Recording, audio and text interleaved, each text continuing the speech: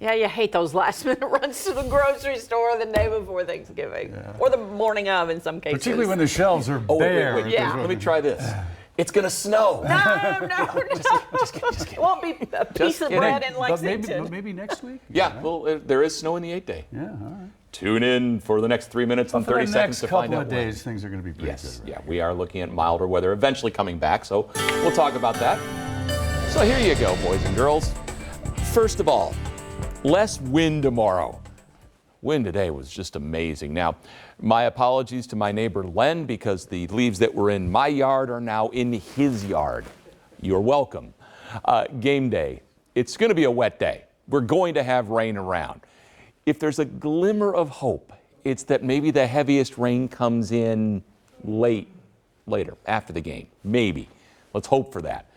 Meteorological winter starts Sunday. All right. And a little real winter could follow shortly thereafter. We'll get to all that coming up for you in just a second, but those winds today. And from the Kentucky Mezzanine, what's great about this is we just get a lot of different numbers. We can find the community closest to you, find out just how windy it was that was blowing your Christmas decorations around. Stanford had a wind gust of 49, Lawrenceburg was 49, West Liberty was 47. A little bit less as we look off to the southeast. Jackson was at 38, Boonville 37, only a 33-mile-per-hour gust out of McKee. How did this happen today?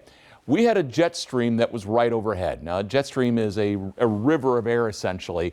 It's also the driving force behind storms. And what we had was that jet streak passing right overhead. When we had the sunshine this morning, what that had allowed to do was get the air moving vertically. So we could tap, not necessarily from 25,000 feet up, but we also have lower level jet streams that were in the 10,000 foot range. We're able to bring some of that wind down to the surface, and thus the wind that we had to endure today. The thing is, we could do all this again on Sunday. Maybe not quite to this magnitude, but still, it looks to be a pretty windy day. So the parent storm is now exiting off to the northeast, and it laid down a swath of winter. This has been a big, impactful storm, but now high pressure is building overhead as we get you into the Thanksgiving holiday. So the weather around the East Coast will be calmer, although we're going to talk about New York coming up in just a second for tomorrow morning. By the latter part of Thanksgiving, high pressure remains in control. You may see Virga tomorrow. When you look at the clouds, they're going to be kind of a wispy look to them, but that'll be evaporating. The moisture will be evaporating on the way down. So we get you into Black Friday. Still clouds are around, but there'll be some sunshine mixing in at times. This system does not look impressive Friday late, but by the time we get you into Saturday, it will be.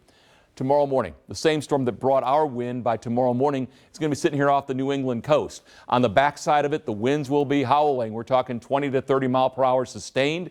Gusts could go to 40. So for the parade tomorrow, the Macy's parade, which you can see right here on LAX 18, the balloons are iffy for you tomorrow, but tune in anyway because it's a game time decision for them. Our temperatures are now falling into the 40s. It is indeed getting cooler out there, and that chill will be with us for a while. 48.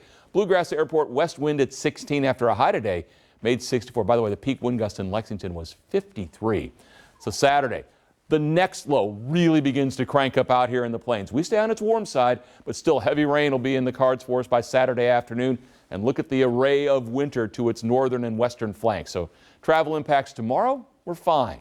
If you're traveling west on Friday, you're going to start running into rain, then eventually snow and ice across the north, and could be high impact events as you go head up toward Ohio, Michigan, and Wisconsin on Saturday. Tonight, the wind dies down, partly cloudy. We drop to the upper 20s. Tomorrow, mid 40s, less wind on your Thanksgiving. Small rain chance Friday, much better rain chance. It's likely on Saturday. Rain could actually end as some snow Saturday night and Sunday morning, Eli.